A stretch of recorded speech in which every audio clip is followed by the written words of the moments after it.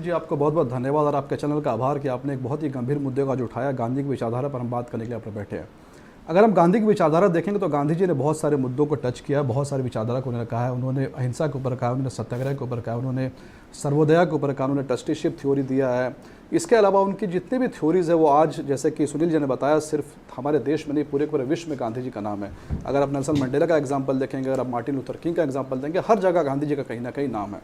लेकिन जहाँ तक विचारों की बात है नवीन जी, तो मैं आपको ये साफ कर दूँ, मैं इतिहास की तरफ जाहिर सी बात आपको ले जाना चाहूँगा कि किस तरह से गांधी जी की जो विचारधारा है उसका सिस्टमेटिक डिस्ट्रक्शन जो इस देश में हुआ है वो किस तरीके से हुआ है।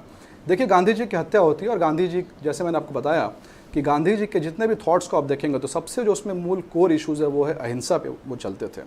और जैसे ही गांधी जी की हत्या हुई तो हत्या के तुरंत बाद में महाराष्ट्र में बहुत बड़ी हिंसा हुई और बहुत सारे कांग्रेस के बड़े बड़े लीडर्स थे, उन्होंने वहाँ पर नाथूराम गोडसे जिस जाति से आते थे, ब्राह्मण जाति से आते थे, सैकड़ों ब्राह्मण घर को जलाया गया, सैकड़ों ब्राह्मणों की हत्या की गई। यानी गांधी की जो विचारधारा थी अहिंसा, उसको ठीक उनकी मृत्यु के बाद में कांग्रेस पार्टी ने महाराष्ट्र में उस विचारधारा की हत्या की।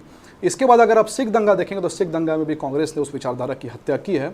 और उसके बाद जब इंदिरा गांधी के टाइम पे इमरजेंसी का दौर आया तो उस समय भी कितने वायलेंस हुए हैं, जिस वायलेंस के खिलाफ एक गांधीयन जो है हमारे उठे, जयप्रकाश नारायण जी जो गांधी की विचारधारा को लेकर के उठे और इंदिरा गांधी के खिलाफ उन्होंने एक बहुत बड़ा मूवमेंट क्रिएट किया। तो अहिंसा को अगर किसी ने तोड़ने का काम किया तो कांग्रेस पार्टी ने तोड़ने का काम किया है। दूसरा, मैं आपको एक और उदाहरण दूंगा। उदाहरण ऐसा है कि गांधी जी ने ये कहा था कि दो तरीके हैं, गांधी जी और अगर गोपाल कृष्ण गोखले जो उनके गुरु, अगर उनकी विचारधारा को देखें तो गांधी जी और मैकियावेली जो इटालियन फिलोसफर, उनमें हमेशा एक डिबेट रहा है, वो रहा है कि राजनीतिक जो का तरीका क्या होना चाहिए। हमेशा गोपाल कृष्ण गोखले ये बोलते थे कि सत्ता जो हमेशा मकसद नहीं होना चाहिए, सत्ता को हम किस तरीके से पा रहे, ये भी हमारा मकसद जो साफ होना चाहिए, और जो मीन और जो एंड है उस दोनों में कनेक्शन होना चाहिए। लेकिन अगर आप देखेंगे तो आज़ादी के बाद से कांग्रेस पार्टी ने सत्ता को हथियाने के लिए ऐसे ऐसे हथकंडे अपनाए हैं, चाहे वो इंदिरा गांधी का भिंडरेवाला को एक ब्रीडिंग ग्राउंड प्रोवाइड करना हो, या फिर इमरजेंसी के दौरान जो है पूरे देश में के लोकतंत्र को एक तरह से इन्होंने बंधक बना लिया। यानी कहीं ना कहीं गांधी जी के दूसरे विचारधारा को भी इन्होंने क्या किया, हिट किया है। इसके बाद अगर हम गांधी जी की विचारधारा की बात करें, हम उनकी विचारधारा की बात करें, स्वराज की बात करें, गांधी जी हमेशा हिंद स्वराज की बात करते थे। अगर हिंद स्वराज का मतलब क्या है, हिंद स्वराज को हम हर जगह ले जा सकते हैं, हमको समाज में देख सकते हैं, राजनीति में देख सकते हैं, अर्थशास्त्र में देख सकते हैं। लेकिन अगर हम राजनीति में थोड़ी देर के लिए हिंद स्वराज को हम अगर रेस्ट्रिक्ट करें तो स्वराज का मतलब होता है ऐसा रूल जिसको हम डेमोक्रेटिक डिसेंट्रलाइजेशन कहते हैं, यानी विकेंद्रीकरण कहते हैं सत्ता का। लेकिन अगर आप देखेंगे तो आज़ादी के बाद में नेहरू जी तक ठीक है, नेहरू जी बहुत रेडिकल डेमोक्रेट थे, उनका हम सम्मान करते हैं, उन्होंने डेमोक्रेसी को बहुत इन्फ्यूज़ किया।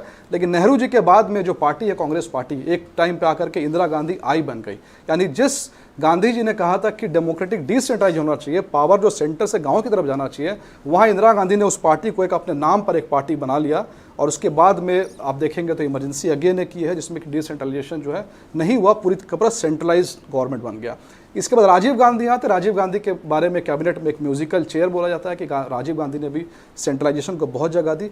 और रिसेंट एग्जांपल मैं आपको देना चाहूँगा, झारखंड के कॉन्टेक्स्ट में यहाँ पर कांग्रेस और जेएमएम की सरकार है, इन लोगों ने पिछले 5 साल में कई जगह नगर परिषद में चुनाव नहीं कराए।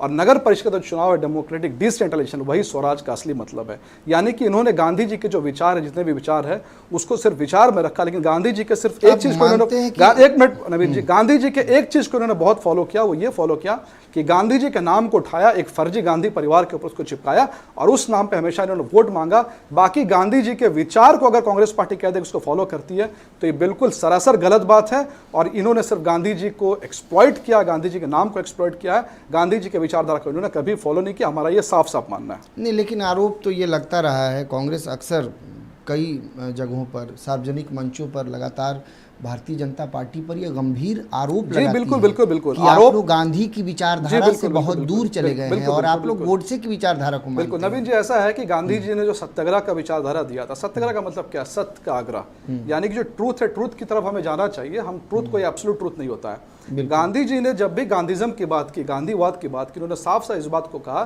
कि गांधीवाद जैसा कुछ नहीं है। कोई आदमी ये नहीं कह सकते उन्होंने सच्चाई को पा लिया है। लेकिन आज़ादी के बाद में जो आप नैरेटिव की बात कर रहे हैं, इन्होंने एक ऐसा सिस्टमैटिक नैरेटिव तैयार किया, चाहे वो एनसीईआरटी बुक्स की बात करें, इनके लेफ्ट इंक्लाइंड जो फिलोसफर्स की बात करें, विचारक की बात करें, उन्होंने एक ऐसा इकोसिस्टम तैयार किया कि उन्होंने इस इकोसिस्टम के जरिए बार बार इस चीज़ को डिमीन करने की कोशिश की भारतीय जनता पार्टी की। भारतीय जनता पार्टी गांधी के विचारधारा पर नहीं चलती है।